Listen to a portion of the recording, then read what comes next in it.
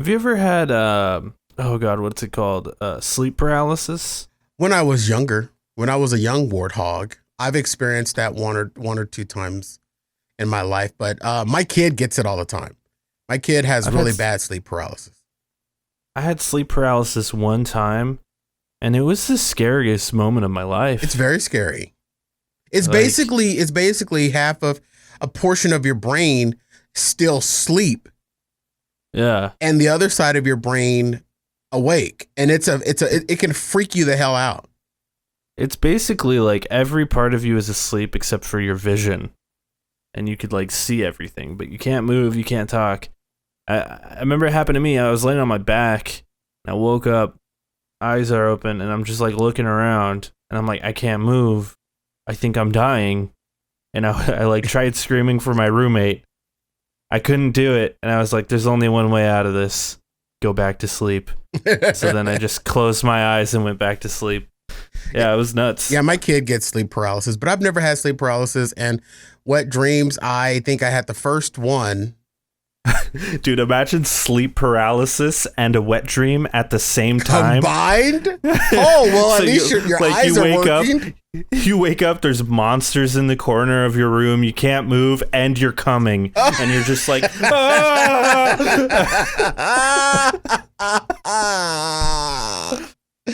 That would be horrible. 5,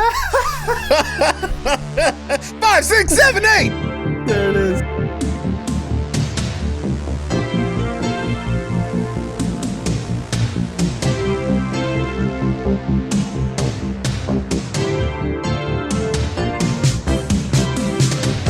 What is up, boyos? This is the Jake and Cory podcast. Welcome to the show. I'm Jake.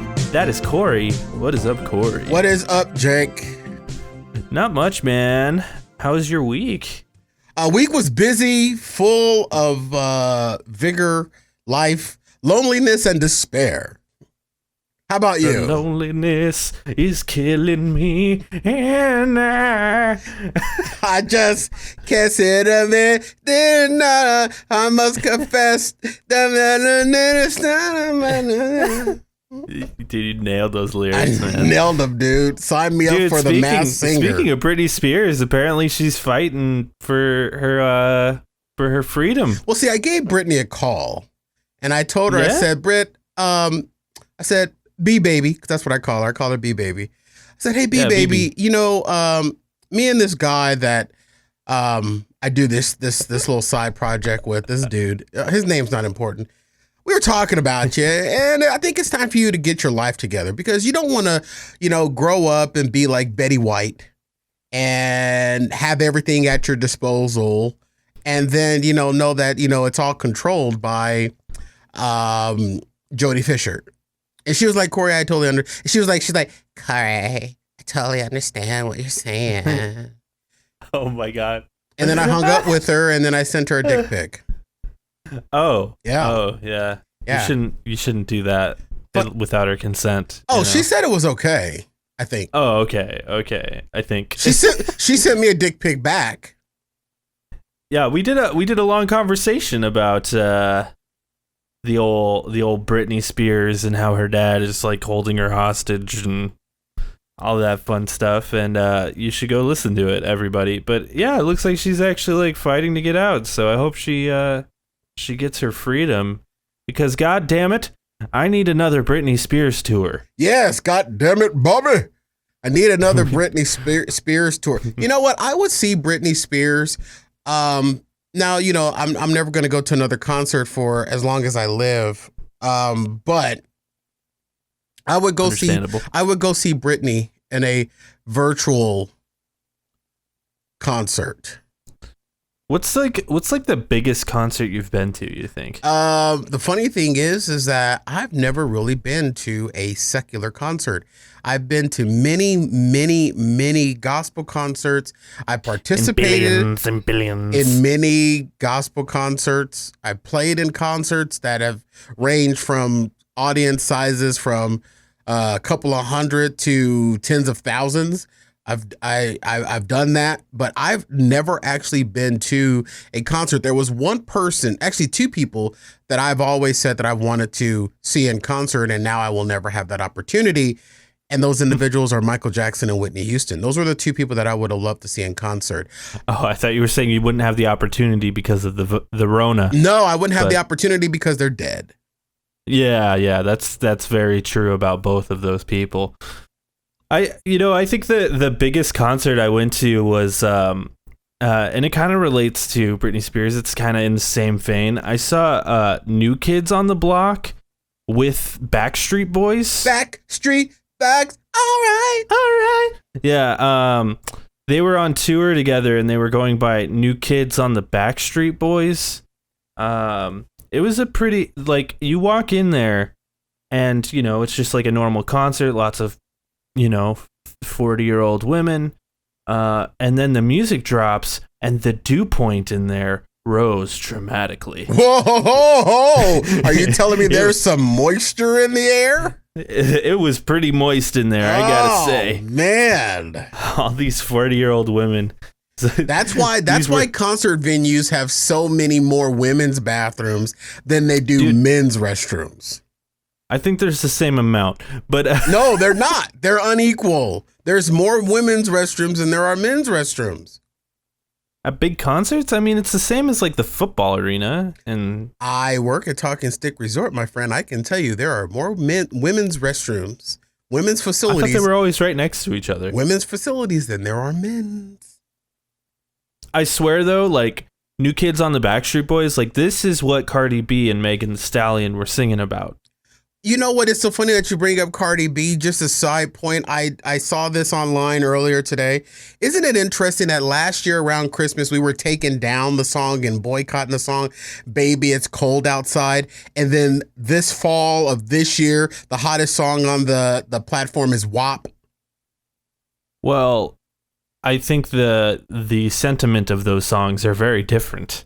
I think Baby It's Cold Outside is a fine song. It's just talking about a dude trying to get him some, and WAP is advertising what the dude was trying to get in Baby It's Cold Outside. I think there's no correlation. I think Baby It's Cold Outside, I feel like we talked about this. I don't know. We've done 40 shows, and I think it's time to call it quits, but yeah. Yeah, probably. We've done 40 shows and got nowhere. Yeah, whatever. I think Baby It's Cold Outside has, some connotations like, he was trying to get him some, Jake. That's all he was. He was trying to get him some. There's that one line where she's literally like, "What's in this drink? Baby, it's cold outside." Yeah. You're like, what is in that drink? Yeah. Baby, It's Cold Outside pretty much surmises me and your friendship. It's straight up like Bill Cosby could have written that song, He did. But then WAP is just like, I'm horny, I want to fuck. Like, it's the dude in just, Baby It's Cold Outside was horny. No, it's not like, baby, I'm horny and I'm gonna fucking force you to sleep with me. It's just, I got a wet pussy and I want you to touch it. A wet ass pussy. Wet ass P word, which stands for female genitalia. I don't know if you saw that video of Ben Shapiro. No, I haven't seen it. I don't Google stuff.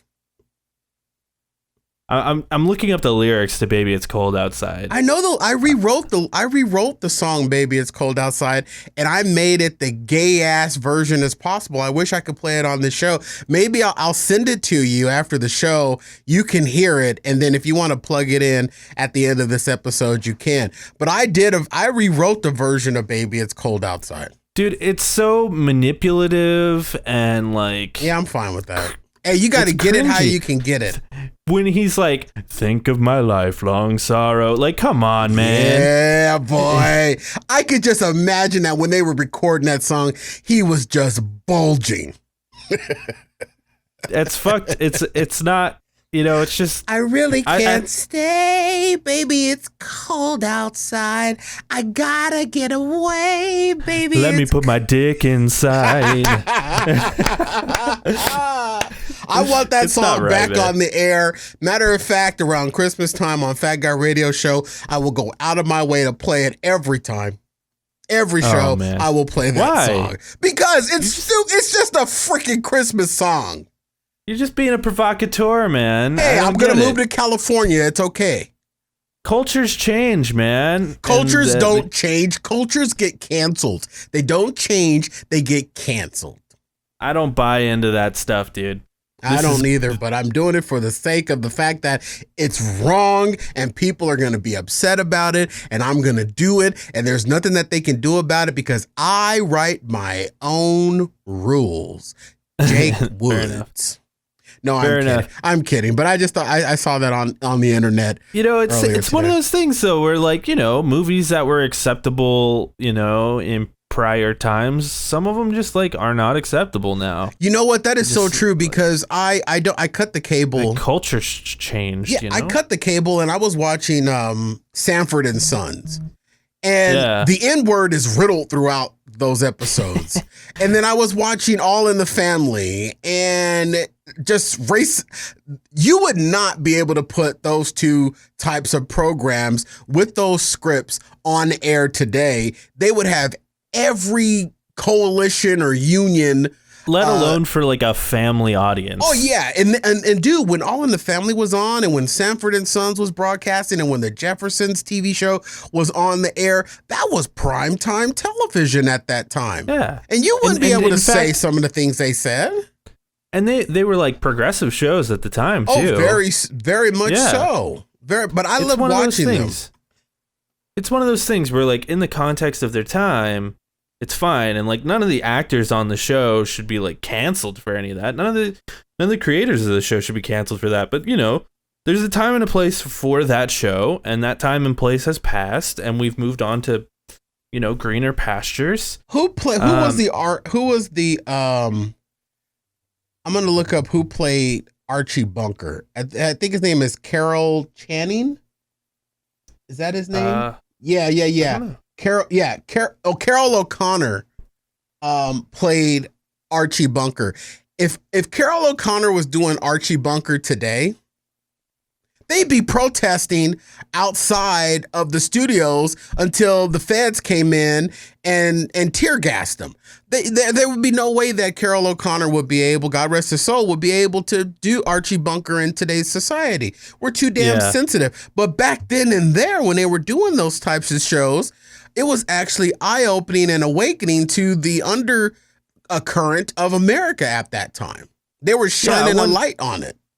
I wonder about, you know, like the more modern Archie Bunker, which was Married with Children, which isn't modern anymore, but it was in the 90s. Yeah, but even Married with Children these days in today's culture, that's what I'm saying. Like, it wouldn't fly. That's getting to the point where that probably wouldn't fly. At least not at the like time slot that it was on. Maybe as an HBO show it could work, and they could ramp up the, you know. So if that was bad, and because I guess like the next generation of that is like It's Always Sunny in Philadelphia, where it's like these people suck, and that's like the point. I don't know. But Always Sunny is still on, and they're still kicking. Yeah, but Always Sunny is also on cable, not broadcast television. That's the difference. True. And I think the reason why a lot of these shows won't fly today, I don't think it's because of necessarily the content. I think it's because that we can no longer look at entertainment as it just being entertainment. You know, there's always somebody. The fourth wall is broken. Yeah, definitely. The fourth wall has had a Yukon Gold tractor driven through it. You know what I mean? There's just nothing you can do these days. Everything has to be. And this is the reason why I believe podcasting has exploded, because all of these small, independently owned podcasting networks and podcasting shows, they're doing whatever they want to do. They're expressing themselves the way that they want to express them without having some type of big network behind them that shakes their finger when they say something that is against culture. I don't even think I don't think it's entirely that why podcasts have taken off. I think the reason podcasts have taken off the way they have is because they're incredibly, like, even if you say something offensive, like all the actions on a podcast are inoffensive, just in virtue of it all just being spoken word. I mean, like you watch a movie sometimes and you see like an action scene or something where a dude gets punched in the face and you're like, how did they do that? Yeah. Or like, cuties we talked about in the past 2 episodes of the show. It's like, us talking about cuties is fine. And talking about the problems, which I guess the movie was trying to do, but it's like when you add in actually offensive scenes of children, then it gets a little weird. So it's, I don't know. It's a weird, I don't know what I'm trying to say, but I just think podcasting is just a good way for people to just consume some thought processes. I think it's a good way for people to express themselves in a way that they feel that they want to express themselves. That's the way that I look at it. But you're right. A lot of those shows from back in the day, I watch them because I don't have cable anymore. And they come on. I mean, there's even episodes of Roseanne that were back in the 90s that wouldn't fly today. And it's so funny because Roseanne is one of my favorite TV shows, if not my ultimate number one TV show. I watch it every night. I've seen all 8 seasons or all 9 seasons of it at least 100 times. The only thing is that my 2 favorite seasons are season 2 and 3. When Roseanne works at the diner inside the mall. I love those 2 seasons. I absolutely despise season 9 and season 8 when they hit the lottery and when Dan, quote unquote, figure quotations again, dies. And then they hit the lottery and then it just becomes an absolute shit show. In season 8 and 9, Scrubs did the same thing. In season 9, it just became an absolute shit show. But even some of the episodes of Roseanne were a little sketchy too. Like there was one episode where the character DJ Connor didn't want to kiss another girl in a school play because she was black. Well, when they brought Roseanne back and rebooted it and ultimately it ended and they brought back the Connors, DJ Connor is actually married to the black girl and has a daughter. In the reboot, the Connors. So they kind of carried on that storyline a little bit. But even if you had a situation now, people would probably question the fact that why do you have a white character not wanting to kiss a black character? You know what I mean? Well, actually, I don't even know if that would even fly these days. Oh God, I wish I could remember the name of the show. It's a modern show, and it was the show was the episode I watched of the show was about this mom whose daughter didn't want to hang out with a black child because of the color of her skin. Oh, I know the name of that show, the Jake and Cory podcast. Oh, right, yeah. I'm kidding. Well, yeah, none of us are daughters, but I'm a daughter. But yeah, and the moral of the story is there. It's like, no, you're wrong. I think that can still fly. And somewhat. As long but there'd be somebody that would say something about it, dude. These days, there's somebody that says something about everything. I mean, you can Karen anything this day and age. It was so funny because last night I was on a conference call with a Karen, that is another business owner, and I was. We have these little idea conferences back and forth, and the whole time that I was talking to her, I was thinking to myself, wow, I'm talking to a Karen right now, a real life Karen. And I'm like, why wouldn't if I was named Karen right now, I would totally be going by my middle name. Oh, like her name was actually Karen. Her name was actually Karen. That's hilarious. And it was so fun. Now, we were talking business and website strategies and stuff like that, but I was just thinking the whole time in the back of my mind because, it makes me think of the those commercials that are like, you won't get a Melvin at your job. It's like, imagine some guy goes to apply at this appliance store and his name is Melvin, and they're like, listen, man, you're not going to be able to be going by Melvin. We'll hire you, but go by your middle name. If I was Karen, I'd be doing the same thing. I would totally go by another name. Melvin is like, no, my middle name is Karen. No. Oh man, hey Jake. Yeah. I got a list of things, list of things that I trust more than Donald Rump. I'd love to hear them. A list of things that I trust more than Donald Rump. Would you like me to go? You know what? I'm going to go 10-1. Okay. Okay. Yeah. Things I trust more than Donald. This is like David Letterman. The top 10 things Cory trusts more than Donald Rump. Number 10. I wish I had a soundboard. I need a drum roll right here. Number 10. A fart when I have diarrhea. Number 9. A Casey Anthony daycare. Oh man. Number 9. A shot from Dr. Kevorkian. Number 7, a North Korean trial. Number 6, a shark with a pet me sign. Hey, it could be a nice shark though. Number 5, Tom Brady putting air in my tires. That's a dated one, but I appreciate it. Number 4, a Taco Bell bathroom. Number 3, Bill Cosby as my bartender. You'd be fine. You're a man. Number 2, gas station sushi. And the number 1 thing that I trust more than Donald Rump, Flint, Michigan tap water.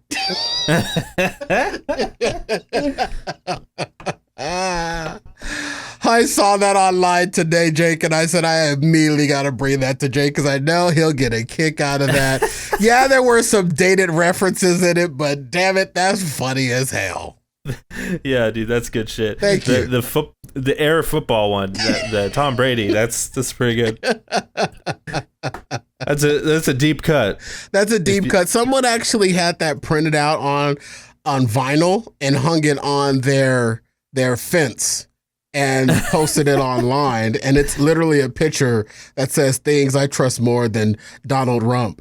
And it's listed all of those down there. So I thought that was pretty funny, and I thought I'd bring it to the show. Yeah. Dude, I can't wait to go back to the studio because I'd love to play clips and stuff. But, like, did you see the clip of the reporter asking Trump? He's like, hey, I just wanted to ask you, if you lose the election, will there be a peaceful transferal of power? And Trump basically said, no. Yeah, I saw it. It was all over Twitter. Dude, we predicted that this wasn't gonna, this isn't going to go down. If this doesn't go his way. He's being blatant about it now, though. Yeah. He's just straight up saying it. But then again, we have to realize that he is also the person that says one thing and does another. So, true. He might be saying that just to get the headlines right now.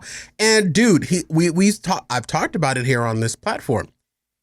His mode of operation is to have more headlines than his opponents, whether they're good or bad. He's playing the card of no such thing as bad publicity. Everybody's thinking about him. So when you go to those polls or when you get those mail-in ballots, and your mind is it's that mindset of the most familiarity. Mm-hmm. He's playing that. He doesn't believe there's anything there's no such thing as bad publicity, whether he's sitting there refusing to denounce racism, which, by the way, that new thing that he just tried to do where he tried to say that the KKK and Antifa are national terrorists and stuff like that. That's just him trying to placate to the African-American community. Don't fall for it. But then again, what did it get him? It got him a headline. He's a headliner. Yeah. He wants the headlines. He doesn't care what the headline says. He just wants the headline. Who's got more headlines than each other right now? Rump has way more headlines than Biden. I'm torn on that whole thing, though, like on the fact of whether he wants more headlines or not. I can't, like, it's so hard to read him. Like, I cannot tell if he knows what he's doing or if he's just like that big a buffoon and it's just working. Like, I legitimately cannot tell if he's just stupid or if what he's doing is very, very intentional. Like, I can't tell. Obviously, the people who still back him after he's basically planning a coup are stupid.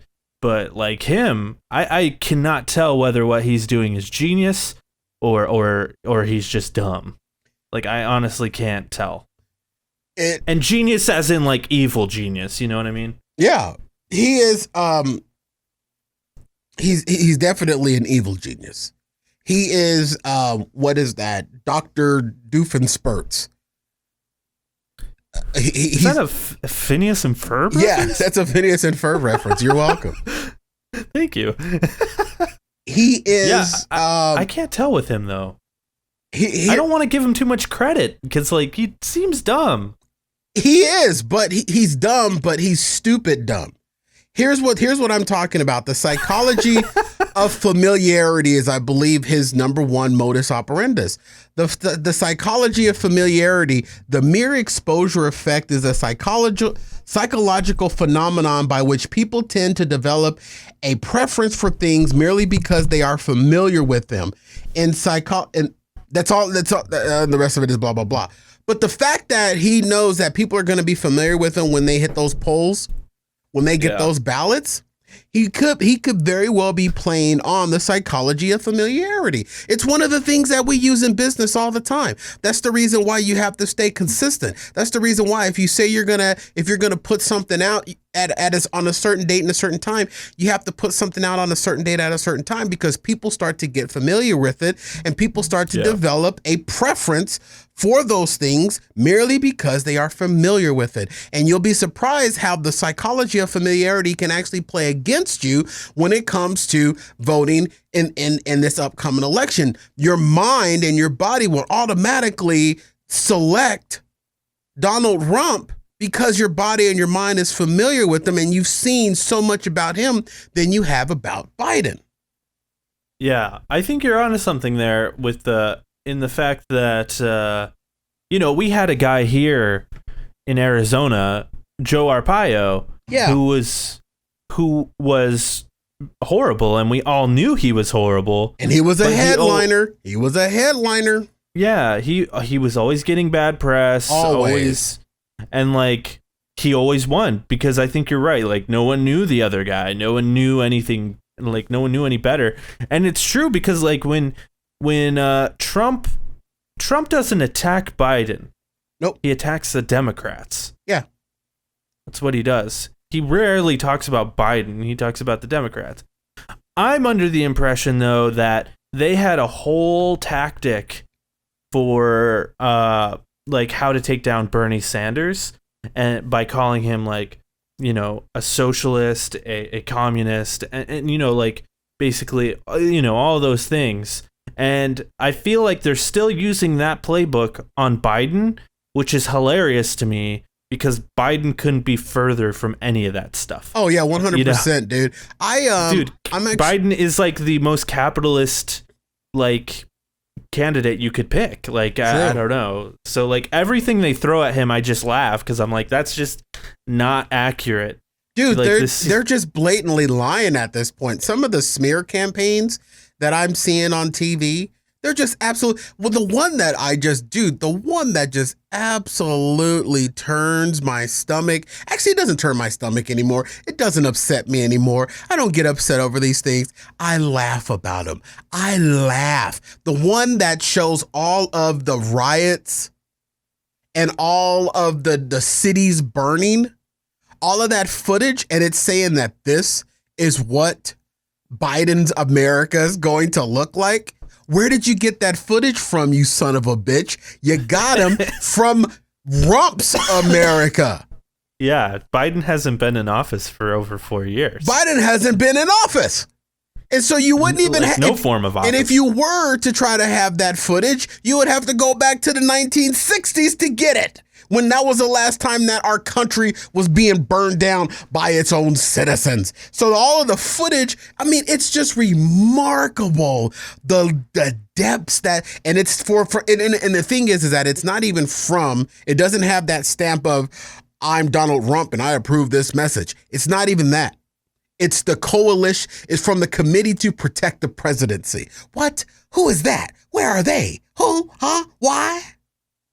You've got footage from your current president Yeah. From your current president's state of the country, you're using it as a scare tactic, a fear tactic, that this is the way that it's going to be if we elect Biden. No, this is the way it is because y'all elected this guy. See, it's phenomenal. It's remarkable. This is what I've been saying is like, I wish the Democrats would take that approach more often, where they would just say like, hey, all this shit that you guys are complaining about has happened under the Trump administration. Everything. See, sometimes I think that the Democratic Party is just they're just, way too Presbyterian. I mean, they're just way too Catholic. We're just going to sit in the corner and we're going to believe and we're just going to allow their attacks to go over us because when they go low, we go high. Well, if you go too damn high in the sky, you lose oxygen, and when you lose oxygen, you die. You got to fight fire with fire sometimes. You don't have to go as low as they're going, but you got to fire back sometimes, like Mark Kelly with the other appointed bitch. Mark Kelly wouldn't even have to have an opponent right now if it wasn't for McCain. The only reason why Martha McSally is in the position that she's in is because John McCain passed away. That's the only reason why. We didn't elect Martha McSally last time. We elected Kristen Sinema. Martha McSally was appointed because there was an open seat in Arizona when John McCain died. Mark Kelly, I believe, is a shoo-in. Yeah, he's got some interesting weird ties with China and, that whole thing. And that's another smear campaign. And I'm not on the Mark Kelly bandwagon. But the smear campaign that Martha McSally is putting out is that Mark Kelly promised to hire thousands and thousands of people. And he never did. Well, that's one campaign. And then in another ad, she says Mark Kelly laid off hundreds of people. Well, did he hire 1,000 people or did he lay off 100 people? How do you lay off 100 people and make your company go bankrupt if you promise to hire 1,000? Dude, it is so ridiculously stupid and people are buying it. And the Karen that I was on the conference call with is a rump supporter. Yeah, I watched two different interviews. I watched one where it was some Australian network interviewed Sarah Huckabee Sanders. That's a piece of work. And they did such a great job. Like, the Australians are so good at journalism. They reported the Black Lives Matter movement like so well. Like, they were there on the front lines. They were getting shot at. But like, I saw, and this is what our reporters need to do more. They would ask her a question and she tried to do the whole Trump thing where she basically wouldn't say anything and would swerve it into some sort of the Democrats. And then the reporter would be like, no, that's not what I asked you. I would appreciate it if you answered my question. Yeah. Yeah, it's great. I like that. I like a reporter that does that. Not a reporter that attacks. I don't like a reporter that's trying to get the headline or just trying to get the hashtag. Just simply, that's not what I asked you. Yeah. And then if they say something wrong, they'll be like, well, that is actually inaccurate. I have the stats here. I'm not trying to gotcha, but like that, these are the stats. And then I watched Trump go on Fox News. Oh boy, why would you do that to yourself? Oh, bro, I have to see it from all angles, And at one point, Trump said, Giuliani saved New York from crime, which is true. He did. He brought down crime. And then he said, and then when a Democratic governor a Democratic mayor took over, crime boosted 100 to 200%. So I took the liberty upon myself to look that up. Okay. Democratic mayor took place in 2013, I believe. And the numbers still continued to go down. So Trump is just full of shit. It's raising a little bit, but crime is raising everywhere right now because of civil unrest due to coronavirus and the Black Lives Matter movement. So, I mean, that's just kind of, how things are. And also, this has happened under his administration. And yeah, these are just the things that Trump does. He just fucking lies and he gets away with it. Yeah. And no one holds him accountable. No one else in upper government calls him out on his bullshit. which is bullshit. I wish the Republicans would be like, hey, this isn't our guy. We fucked up by selecting this guy. Like, I wish they would just come out and be like, yeah, we fucked up because this guy keeps lying. He's dangerous. But like, they're in on it. I don't understand why. I don't understand how just because how you can just say this is our guy. I don't understand how you can overlook this. And I was on this conference call and I didn't challenge, this other business owner. We were just talking back and forth, and I respected her viewpoint and so forth. But I'm thinking to myself, I'm like, how can you overlook just because I wonder how the Republican Party would be if Rump ran on the Democrat ticket. I wonder if they would see it, but just because he has the cape of the cape of the Republican Party over his shoulders, that just makes him okay. There are a few Republicans that have spoken against him. You know what I mean? There are a few, but then again, a lot of what we have that a lot of people don't like him is for what he does and what he says. How much policy has he really enacted? You know what I mean? And if he has, he rebranded Obamacare. And if it's and if he's done anything good, we won't know because his ignorance shines brighter than the good things that he may have actually done while he's been in office.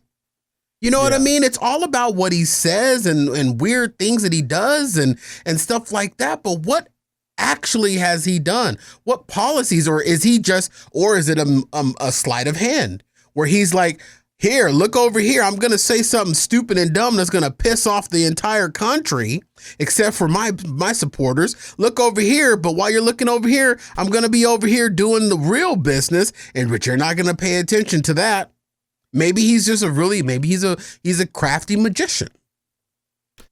I have no idea. That's what I was saying. Like, Trump is hard to read. Like, I don't know. Like a book with no words. I don't know what his end game is. It seems pretty obvious that he's like trying to overtake the government, but I don't get it. I don't know what has he really done. That's the question. Yeah. What has he done in office that isn't socially ignorant? The most confusing one to me is Ted Cruz. Oh boy, that guy. If you remember in 2016, like, Trump like railed on Ted Cruz, like went hard on Ted Cruz, like basically said he wants to sleep with his fucking wife at one point. I'm pretty sure. Yeah, pretty much. Like, I'm pretty sure that happened. And now he's all over Trump's dick, which is so confusing because I remember at the RNC, Ted Cruz came out and he said, "Vote with your conscience." Yeah, I remember that. And the entire crowd started booing him. Because basically he was saying, vote Republican, but don't vote for Trump. But now he's like done a total 180 where he's like on Trump's dick. Trump had talked about, maybe making him a Supreme Court judge. Oh, Jesus. Which apparently he picked someone. I haven't done enough research into that to even really discuss that. But, yeah, it's up to Congress now. Yeah. Yeah, I don't know, man. It's been a do nothing Congress up to this point. Let's see if they can continue with that approach for the next 40 days. God, I hope so. The debates are next or tomorrow. For everyone who's listening to this, maybe they've already happened. If you're listening to this late,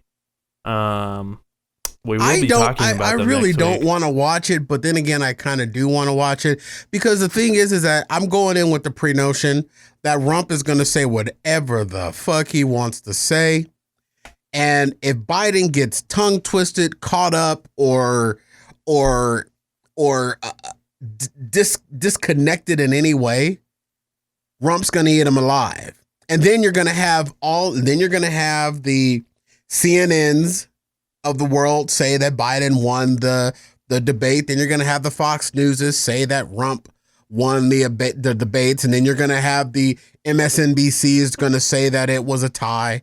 You know what I mean? You're going to have to draw your own conclusion, but you have to realize that this is going to be a platform with cameras and microphones, and there's one particular person that's going to be up there that has never found a camera or a microphone that has done him any harm.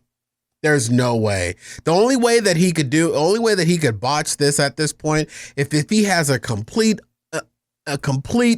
ultimate meltdown of epic proportions where he turns blush red in the face, he's sweating and he's shaking. That's the only way that he can get up there and say that I'm going to divide the whole country up into 12 districts.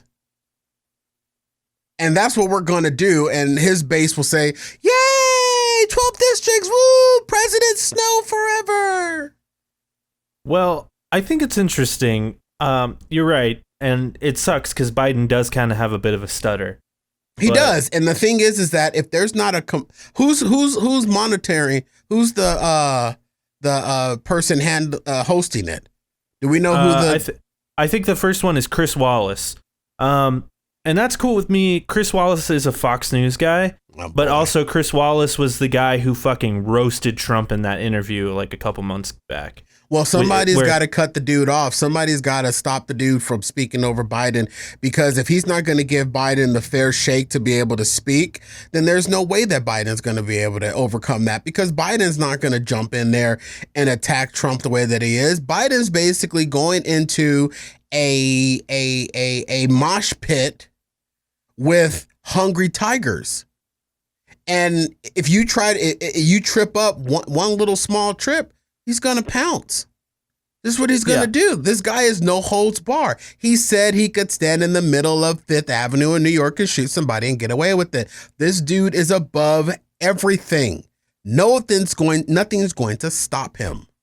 So it's interesting to see what's going to happen on Tuesday. And I will be watching with bated breath, and I'll do my best not to blow my brains out. I find it interesting because basically over the past, I'd say 3 years, Trump hasn't done a whole lot of interviews besides going on like Fox and Friends. And he goes on via phone. Hello, it's 2020, man. Why are you calling in? He would always call in and be like, I was watching the show and, I just got to say something here. Because that's where Trump gets all his politics from, is fucking Fox and Friends.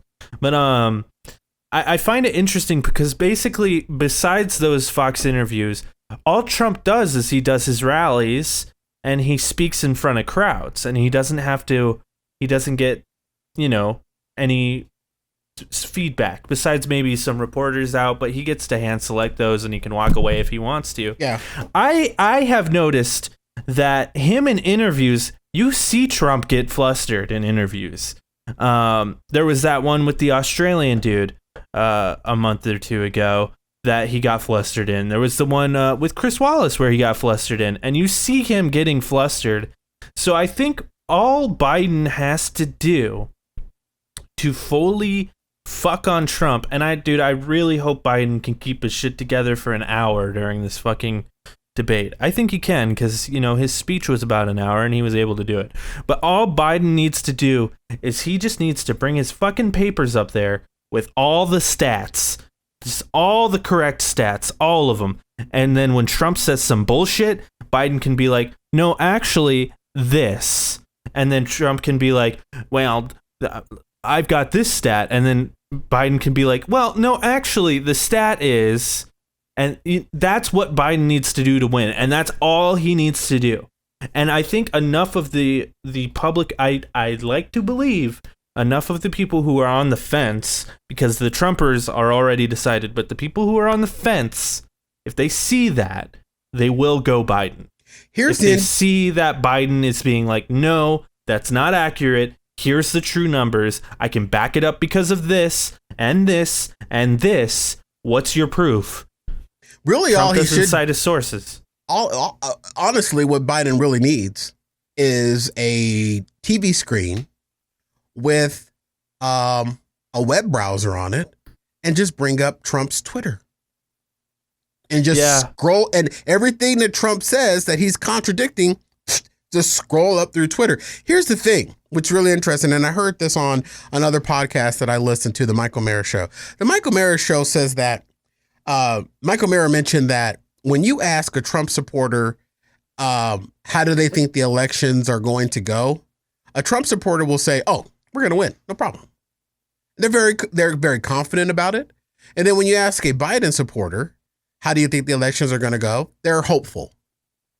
They're hopeful. You know what I mean? So there's a huge level of confidence when it comes to Trump's base supporters and the Democratic Party. And I think it's along the lines of what you were saying. The Democrats a portion of the Democrat Party needs a little bit more balls.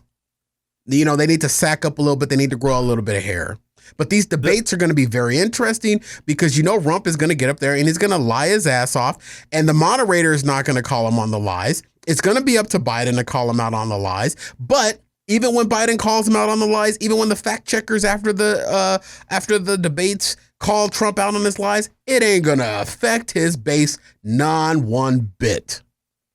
Yeah, that's probably true. At least a good majority of them. But that's fine. There's plenty of people who are kind of on the fence who don't pay attention to politics until the debates. Yeah. And those are the people that we need.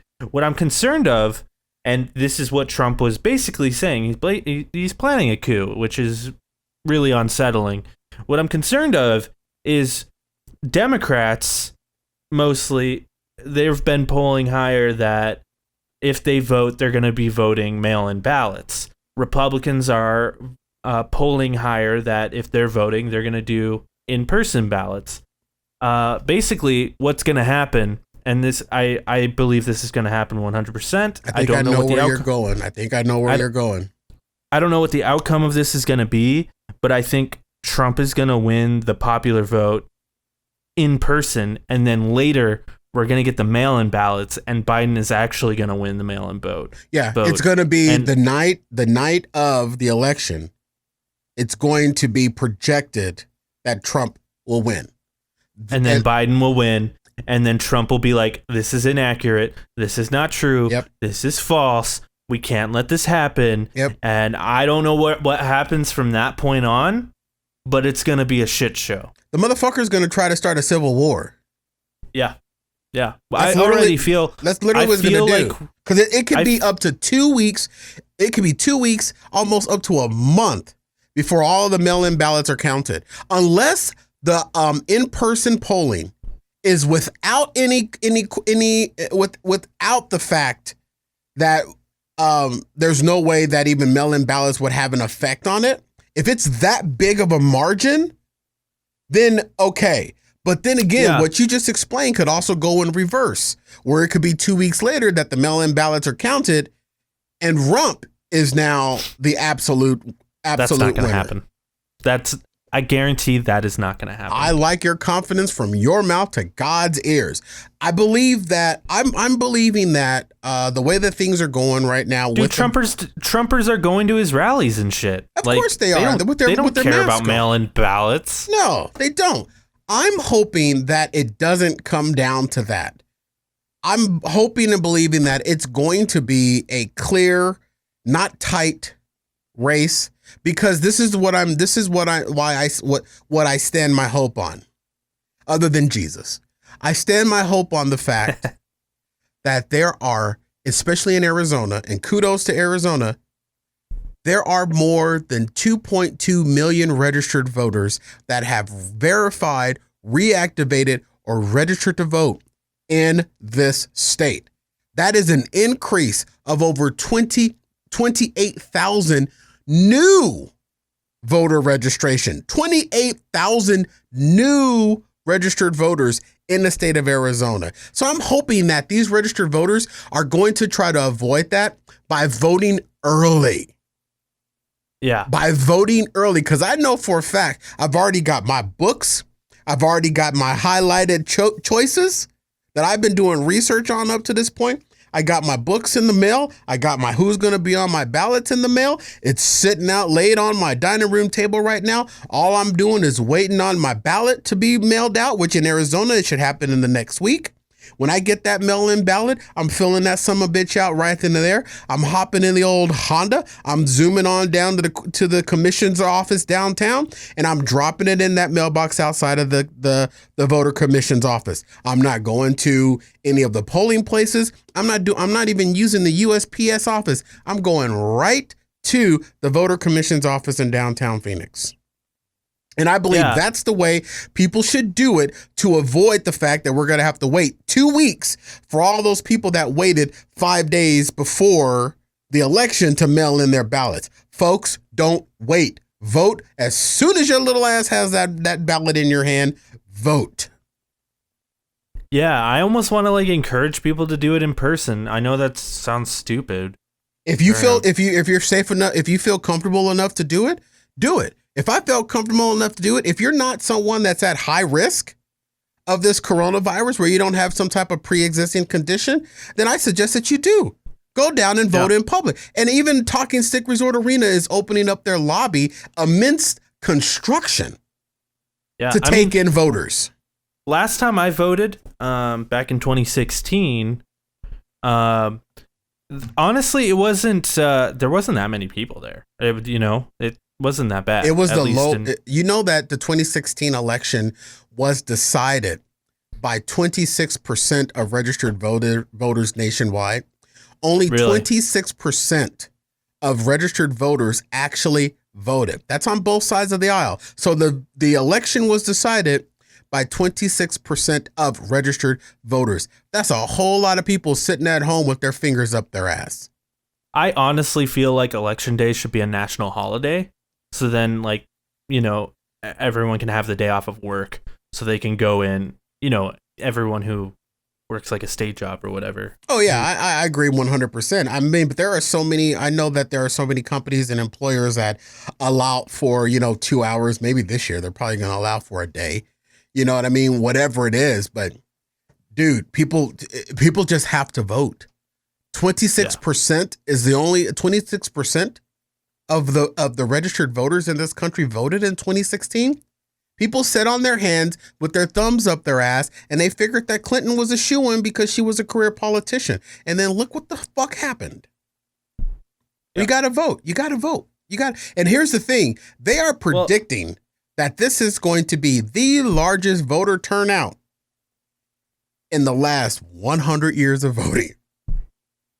Yeah. So many new voters. I also think it seems, at least as far as I can tell, is younger people are more into politics these days. Oh, the millennials are going to run the gamut. They're going to run the gamut, baby boy. Well, not even just millennials, because the younger people.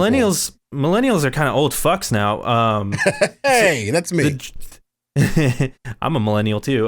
But like the Gen Zers, they're going to run the gamut. They seem like they give a shit about politics, which I can say about my crew.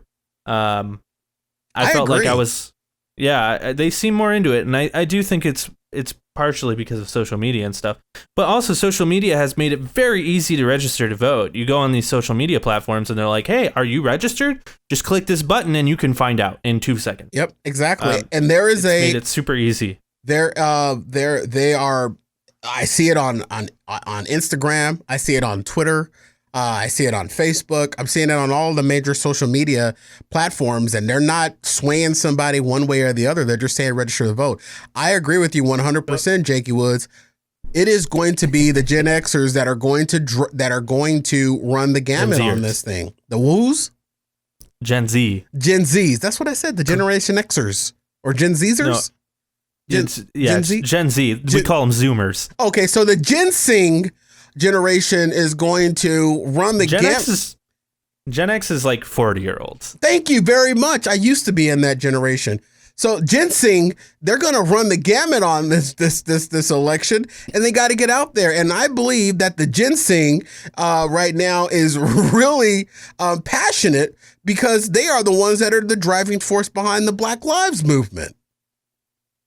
Yeah. Gen Z, millennials too. Millennials as well. Don't try to rope yourself into that. I just, I want to be cool too. I want to be a cool young guy. You are with me, Jakey Woods. You are part of the baby boomers. Just admit it, own it. It's yours. You're old. Your balls sag. That's your problem. You're part of my group. Just call me Karen. Karen. But dude, I really hope, in all seriousness, I really do hope that the Gen Zs really do just come out in droves, because that's what happened. I do too. They need to. They're. It's going to be up to them. And the funny thing is that all these polls that we hear the media quoting, those polls aren't being conducted with the Gen Zers. They're not conducting those polls. They're conducting those polls with the baby boomers. And I actually saw online the fact that there are more Gen Zers than there are baby boomers in society right now. There are more young voters than there are older voters. Why? Because all the old people are dying off. Yeah, and it makes sense. Gen Xers are taking over, but Gen X was always a small generation. You mentioned earlier that people were super confident with what's her name, Clinton. People were comfortable with accepting the fact that there was no way that she was going to lose to someone that had never had a political career. Right, and I think that's why people are not being as bullish this time around with Biden, because you don't hear people being like, Trump's not going to win. Everyone is kind of like, he could. Like, I feel like everyone is kind of like, he could. We've all kind of wised up to that. But we do need to, stand up and be like, this guy needs to not win, though. Yeah. He could, but he needs to not win. And, like, that's just the bottom line. Don't vote for Joe Jorgensen. Don't be an idiot. That's a wasted vote. Come on. Do it right, people. No, normally I would say, you know what, go for it. But this time around, I think it's a little different. This is not, I said it last week, this is not, Bush versus Al Gore. This is not Biden versus Romney versus McCain. This is where, like, basically you're going to have the same result either way. That's not the thing. Biden's not great, but Biden will bring us back to a level baseline where Trump is taking us in a direction we don't want to go. I heard I quote Ben Glebe often. I've done it several times on this show. He had an Instagram post that went out earlier today, and it literally said, this upcoming election is not about Republican versus Democrat. It's not even about Rump versus Biden. It's about Rump versus democracy at this point. I already feel like we're in a cold civil war. Yeah. That's how it feels. And if he's not going to accept the outcome of the election, especially when the mail-in ballots come into question, and he's not going to, number one, there's no way to falsify a mail-in ballot. No. They're digitized. You have to put your voter registration number on there. You have to fill out your personal information on there. These computers read these things. You can't vote twice. If you even tried, it would reject the second one.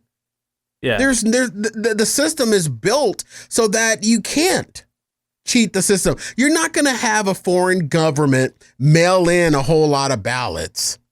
They're going to be fake, and if they're duplicates, they're going to render out. That's why people have to vote early and vote fast. Yep. And I this is why I say I'm confused on like what Trump is. I feel like he's just an idiot who doesn't understand that. He doesn't, but the thing is that he says it and he gets what? The headline. Yep, it's true. I want to point out that next week we will be doing a show and we'll probably talk about the debates. Unless something really big goes down, then Jake, I think we might need to call an emergency show. Yeah, true. Yeah. If something big goes down, we're going to have to call an emergency show. I plan on streaming Tuesday night on twitch.tv/lonercast, so I'll probably be talking about it while I play some video games as well. But yeah, if we need to talk about it early, we will do that. So that was a no. No. I'm super down if it's fucking nutty. But I also want to point out that October, what is it, 12th, the week after, we will be taking the week off that week. So just heads up for that. Jake is prioritizing his personal life over entertaining all of you. Yep, that's pretty much it. But then the week after that, we will be back to talk about the next 2 debates. I think 2 debates happened that week, so that'll be fun. This is what our life has come to now, Cory. We're talking about debates. I love talking about. Hopefully we can talk about fucking movies again one of these days. But I right love now talking about debates because I am a master debater.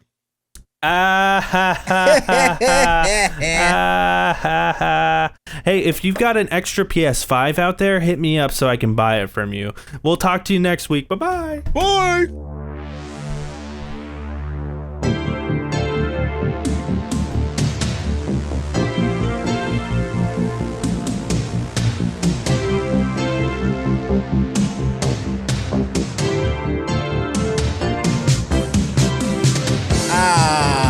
See, I'm so old, dude, I don't have the morning boners anymore. I thought about that the other day. There's no more morning boners at my age.